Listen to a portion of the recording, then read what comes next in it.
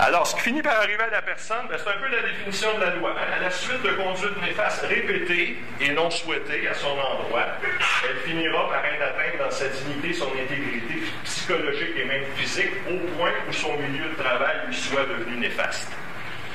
Quand on a atteint ce niveau-là, on est en présence d'un cas d'harcèlement psychologique. La personne, à ce moment-là, qu'est-ce qu'elle va faire? Elle va souvent quitter son milieu de travail. C'est triste, c'est ce qu'on constate le plus souvent.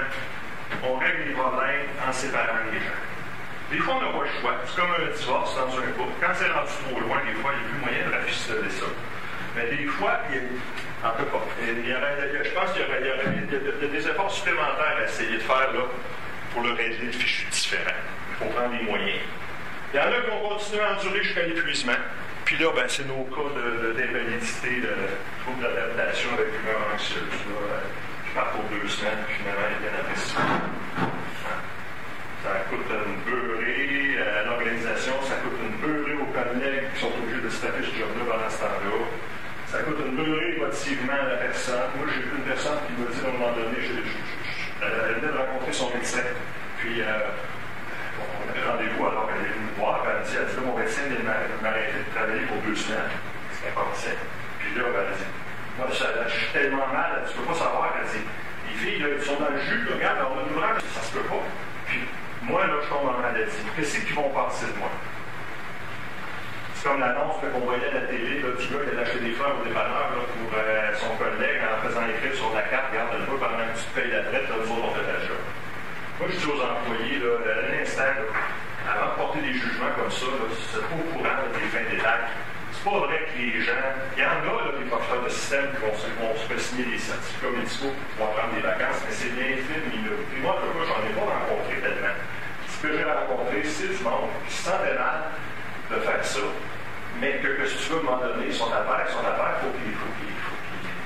prennent un peu de force, puis le médecin l'arrête de travailler. Alors, il continue à endurer jusqu'à l'épuisement, puis à l'épuisement, il tombe malade. Puis là, ça alourdit nos cas d'invalidité.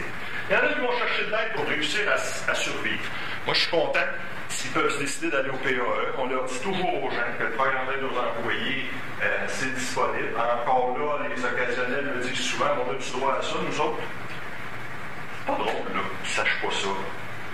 On leur dit oui, puis on les incite à le faire pour trouver des techniques pour survivre. On ne règle pas le problème, on fait juste survivre.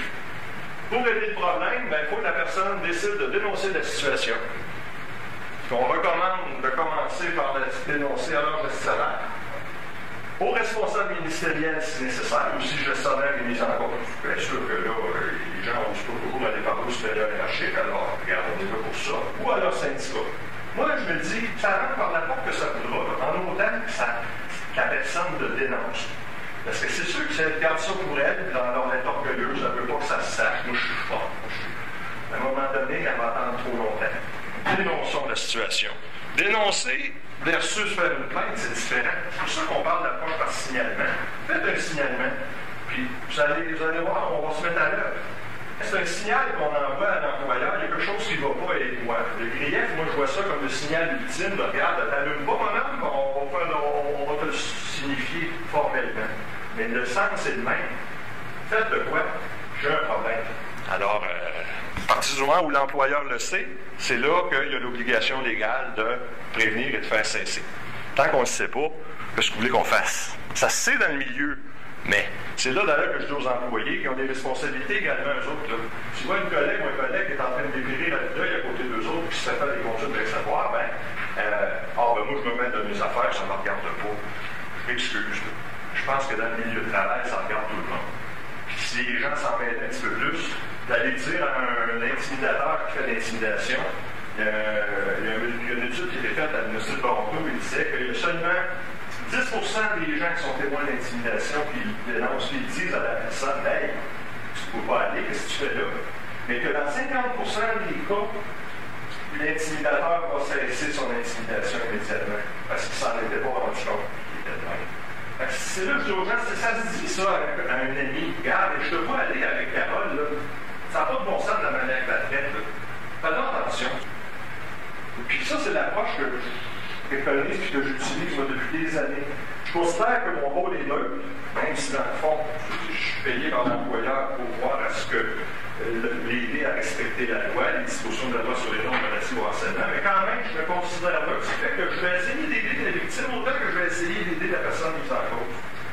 En leur disant, là, vous êtes en train de vous mettre dans le trou, pas à peu près, puis je vous demanderai d'y réfléchir. Puis c'est là qu'avec mes collègues de relations de travail, on trouve beaucoup de, je pense, de complicité, parce que c'est ce qu'ils font aux gestionnaires. De leur donner des conseils, de leur dire, regarde ton idée, là, je suis pas sûr qu'elle est si bonne que ça. Pense-y là 2 fois dans le jeu de même. Ou arrête ça, là, tantôt, là, tu cours après le groupe, tu vas te faire une plainte, là. Puis, c'est pas de le piper ça, regarde, ça n'a pas de bon sens ce que tu fais là. Regarde, c'est sûr, regarde, la personne va changer son mode de pensée, elle va se mettre sa défensive. Ce qu'on veut, c'est que ça cesse. Puis, ce que les gens veulent aussi, qui font des signalements et des plaintes, là, c'est pas que l'autre se fasse blaster, c'est que la situation cesse. Puis ça, moi, je peux vous le dire, l'expérience, la très grande majorité des gens, ce qu'ils veulent, c'est retrouver un milieu de travail sain. C'est pas d'avoir la peau du mise en cause. Donc, il faut adopter des mesures exceptionnelles pour traiter des situations particulières, soit celles qui sont à risque de harcèlement.